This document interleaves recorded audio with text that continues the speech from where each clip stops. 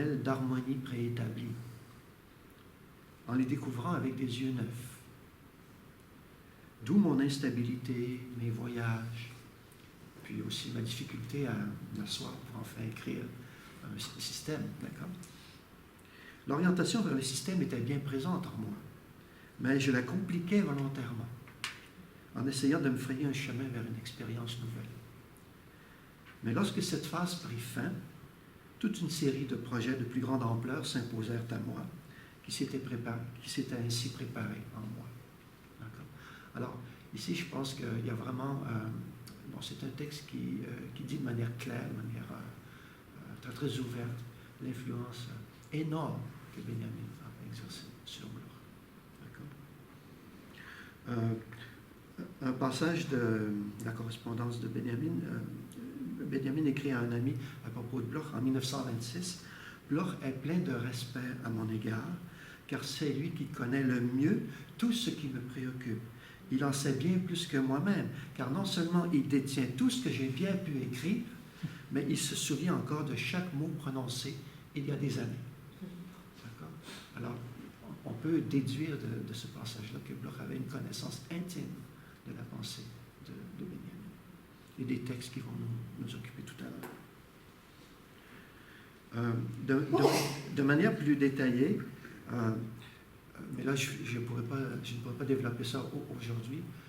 Je pense que l'influence de Benjamin sur le plan systématique, l'influence sur Bloch, c'est que Bloch, dans les années 20, a développé quelque chose qui manquait, qui était présent seulement en germe dans l'esprit de l'utopie. C'est une théorie des images.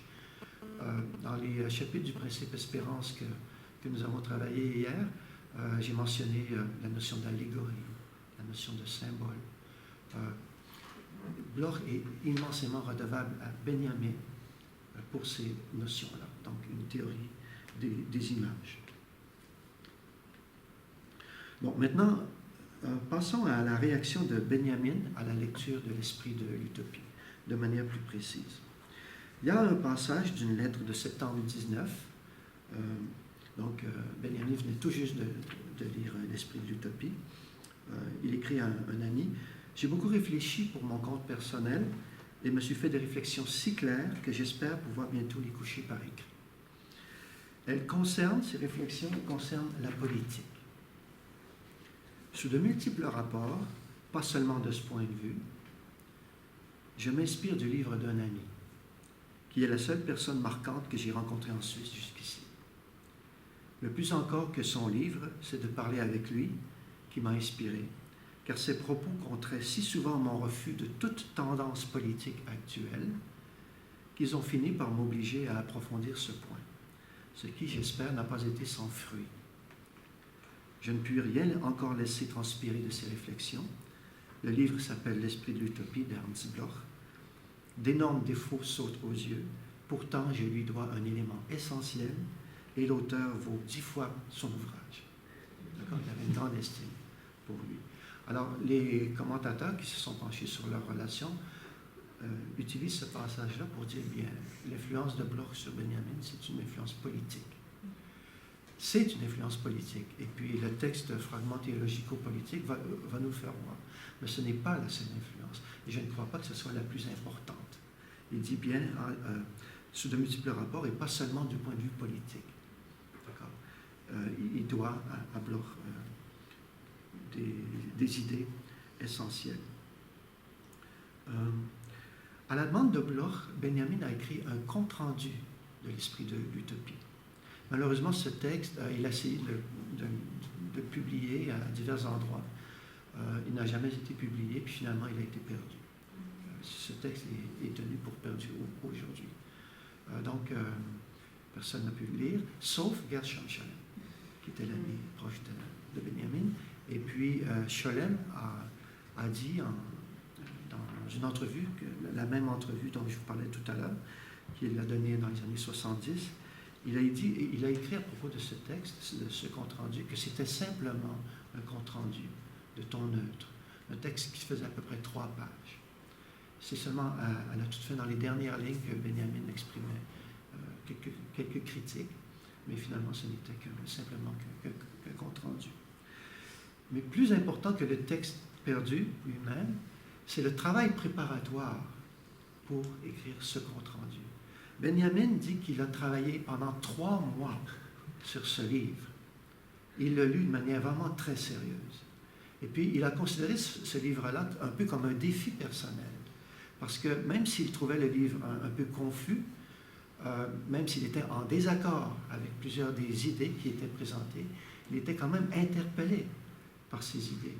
Et puis, ça l'a amené lui-même à vouloir réagir à ces idées, à élaborer des pensées personnelles en réponse à Bloch.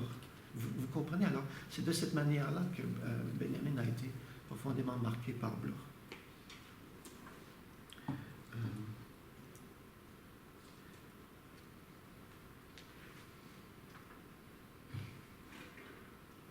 OK. Tout à l'heure, je vous disais, il ne faut pas s'en tenir simplement à la correspondance pour comprendre la relation entre les deux penseurs, il faut aller au texte. Quand j'ai lu la première fois, il y a bien longtemps, la thèse de Benjamin, la thèse du IIIe siècle, le concept de critique esthétique dans le romantisme allemand, il y a une note, quelque part, qui est une allusion directe à Bloch. Lorsqu'on connaît Bloch, c'est immanquable. Okay? Et puis, c'est une note où Benjamin, finalement, il signale qu'il est en train de s'approprier quelque chose de Bloch, ici. Je vais vous lire ce passage. Puis peut-être que je le relirai encore plus tard aujourd'hui parce qu'il me paraît vraiment important. Il est en train, dans ce passage, de discuter de la théorie littéraire de Friedrich Schlegel, un philosophe romantique, un écrivain romantique. Donc, en parlant de la théorie de la connaissance de Schlegel, selon laquelle l'œuvre d'art est un fragment inachevé. Ça, c'est une idée centrale chez les romantiques, l'idée du fragment. L'œuvre d'art est un fragment. Pourquoi c'est central? C'est parce qu'un fragment, c'est incomplet, puis ça renvoie à quelque chose d'autre. Il y a quelque chose qui manque. Okay? Alors, les romantiques, c'est une idée qu'ils ont créée, okay?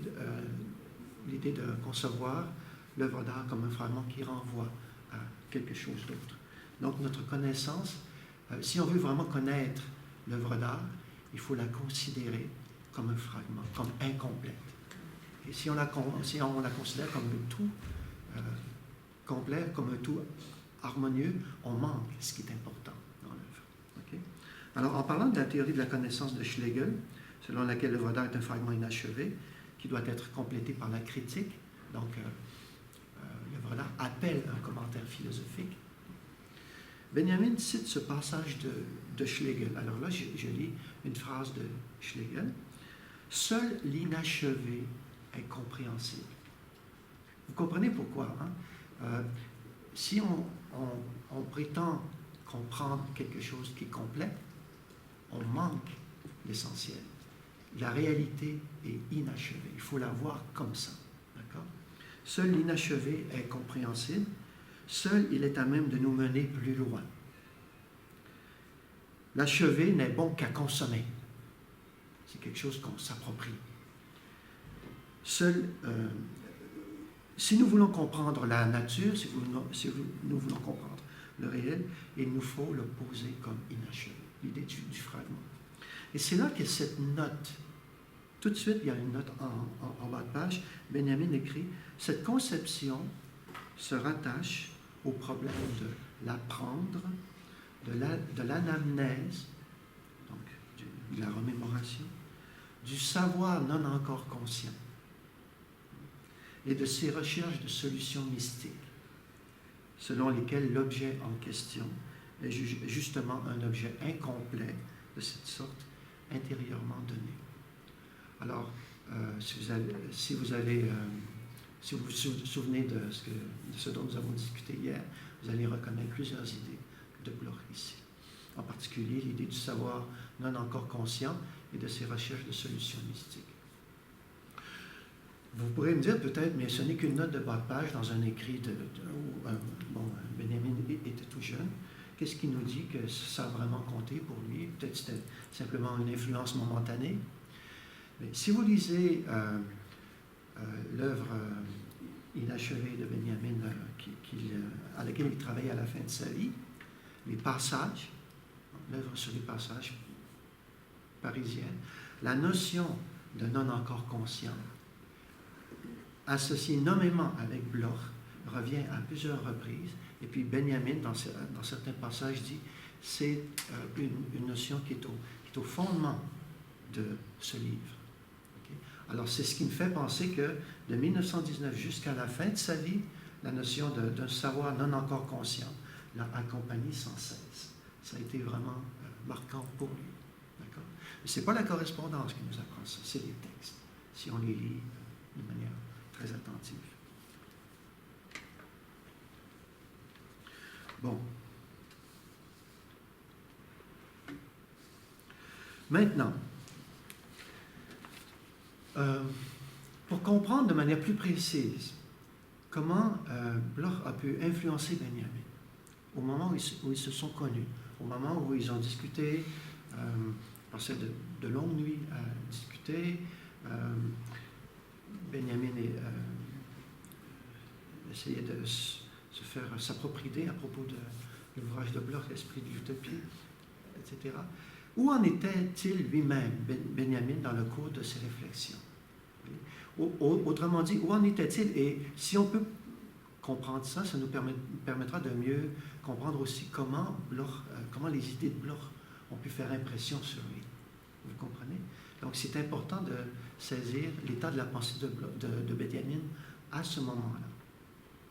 Alors, il y a un texte que vous trouverez au tome 1 de cette édition, où se trouve le fragment théologico-politique et aussi le texte sur les affinités électives. Il y a un texte qui est un programme. C'est un texte que Benjamin avait écrit à Cholem en 1918, une année avant sa rencontre de Bloch. Donc c'est un programme, ça s'intitule « Sur le programme de la philosophie qui vient ». Donc, il annonce son projet. Okay? C'est un texte qui est vraiment important. À plusieurs égards, ce texte-là, les idées qui y sont exprimées se sont maintenues tout au long de la vie de Benjamin, tout au long de son œuvre. C'est un texte qui est vraiment important. C'est un court texte, comme tout ce qu'écrit Benjamin, c'est un texte qui demande plusieurs lectures, d'accord? C'est vraiment difficile, mais je vais vous en présenter quelques aspects. D'abord, à la suite de Simmel et de Scheler, Benjamin dit, c'est un texte qui part du contexte néo-kantien. Benjamin avait fait ses études auprès de Rickert, qui était un néo-kantien. Il avait lu de manière très sérieuse Hermann Cohen. Puis c'est le contexte de ses réflexions. Il part de là, d'accord? Alors, il dit ce que le kantisme, ou ce que Kant, disons, appelle la connaissance transcendantale, avec sa notion d'a priori, ça part d'une conception de l'expérience qui est pauvre. Okay? Vous vous rappelez, Kant dit l'analyse de l'expérience nous amène à certaines idées, à certains concepts qui sont des concepts a priori. Et puis ces concepts a priori sont finalement, c'est eux qui forment toutes nos connaissances d'expérience. Alors, Benjamin dit la conception de l'expérience qui est de la notion de l'a priori de Kant est une conception de l'expérience qui est très pauvre. C'est une conception de l'expérience qui remonte au siècle des Lumières, évidemment, c'est l'époque de Kant. C'est une conception de l'expérience qui se réduit d'abord à la connaissance empirique, connaissance scientifique. Benjamin dit il nous faut une conception de l'expérience qui soit plus riche, qui puisse nous permettre d'avoir une compréhension ou une connaissance théologique du réel, théologique ou religieuse du réel. Alors, il dit, l'a priori de Kant, il est daté historiquement. Il faut pouvoir se donner une idée d'a priori qui soit davantage riche, pour permettre finalement une métaphysique. D'accord?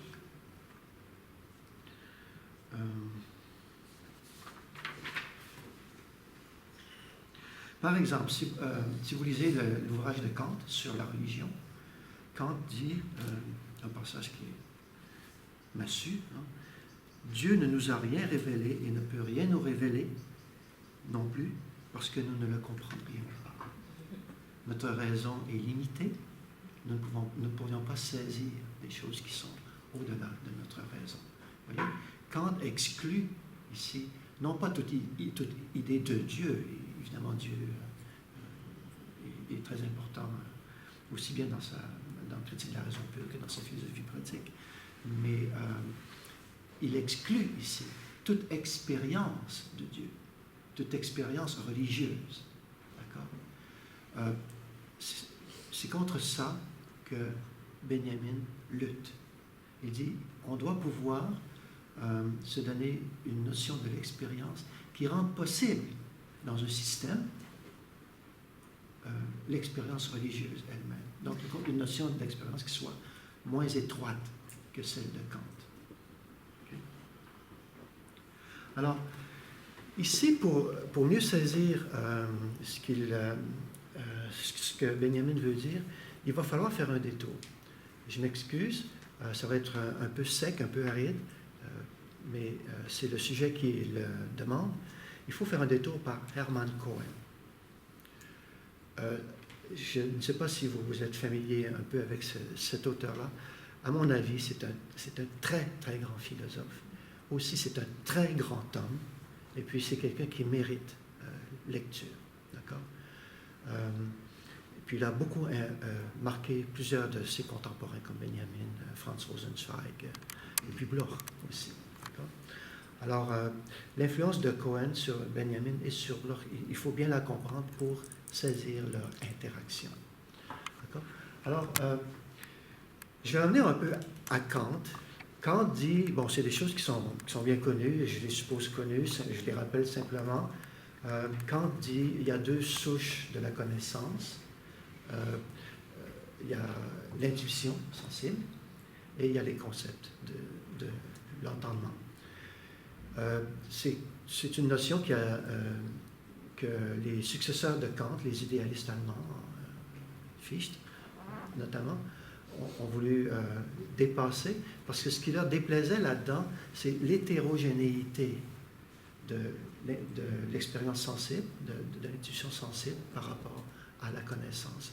Kant disait, si on veut connaître quelque chose, il ne s'agit pas simplement de spéculer à vide, okay?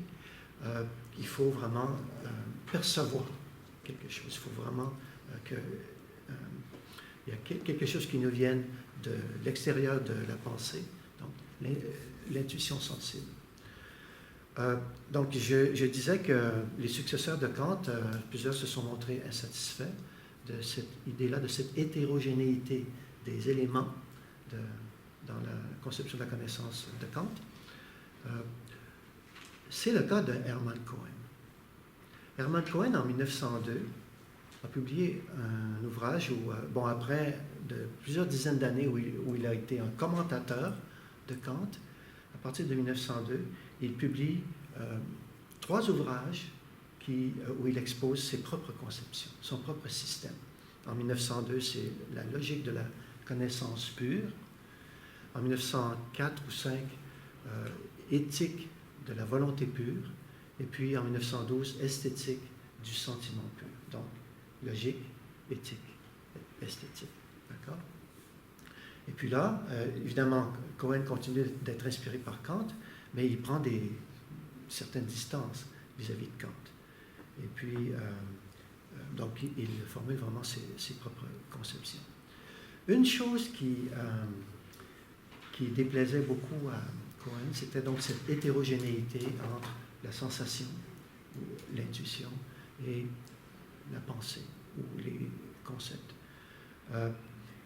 Cohen disait, la connaissance humaine est plus noble que cela. Elle mérite plus que d'être dépendante d'un élément qui lui est hétérogène, qui est la sensibilité. Cohen dit, il faut pouvoir penser la connaissance de manière pure, donc a priori.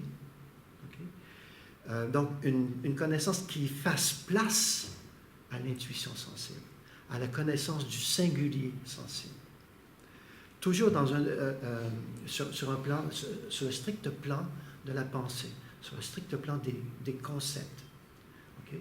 Chez Kant, non, ce n'est pas le cas. Les concepts, c'est de la pensée, et puis il faut qu'il y ait un apport de l'intuition pour qu'il y ait connaissance. Cohen dit, non, la connaissance inclut l'intuition.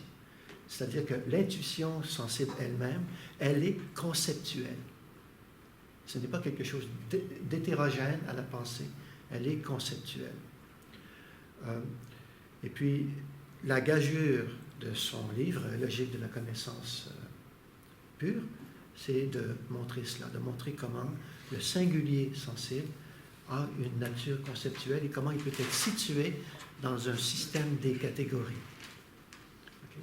Donc, c'est important de mentionner cela pour comprendre Benjamin, parce que Benjamin est à la recherche d'une expérience plus riche que simplement l'expérience empirique. Il veut pouvoir penser de manière pure, de manière a priori, une métaphysique qui inclut, qui accorde une place à l'expérience religieuse. D'accord? Alors, c'est son projet, et puis c'est ce projet-là qui est énoncé sur le programme de la philosophie qui vient. D'accord?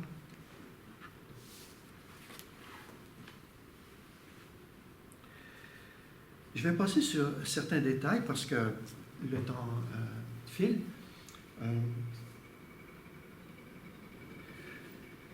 Simplement pour